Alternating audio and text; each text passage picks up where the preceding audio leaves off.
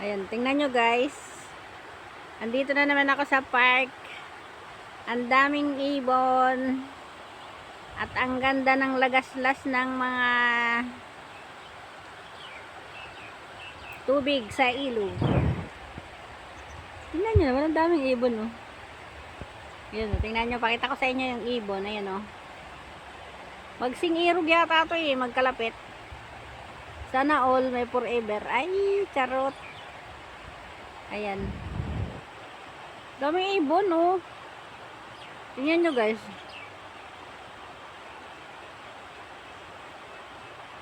Oh, doon ako umakyat sa bundok ng Hutusan na yun. Yun.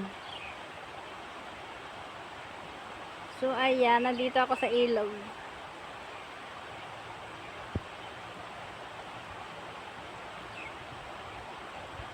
Daming ibon. Gusto ko talaga yung mga ibon na yun. No? Yan. Ito, tingnan nyo. Ito, sweet lover din siguro to. Magsingirog din siguro to. Lagi na lang itong magkasamang dalawang to. Nag-aawang ng isda. Manghuhuli sila ng isda, guys. Alam nyo ba yan? Maraming isda dito sa ilog namin na to. So, ayan. Ganda ng ilog na. Pag nai-stress ka, punta ka lang dito. Makinig ka ng mga huni ng ibon. At makinig ng daloy ng tubig.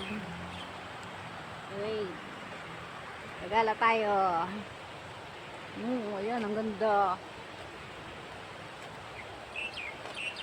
Ang galing naman. Ang cute-cute naman. Ang cute-cute niya.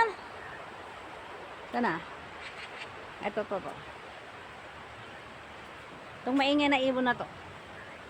Uy, maingay ka dyan masyado. Eto. Ay, lumipad. Tingnan nyo guys yan. Ayan, dalawang yan.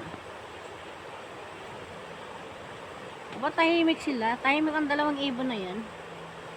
Tingnan nyo. Ano kaya pinag-uusapan ng dalawang ibon na yan? Ang cute naman, oh, diba?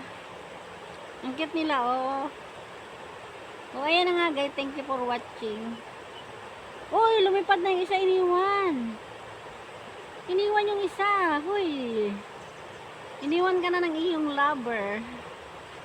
Ay, meron pa pala doon sa kalapit. Ayun. Kala ko nag-iisa siya. Yung pala, meron pa pala siya doon katabi. Ayun.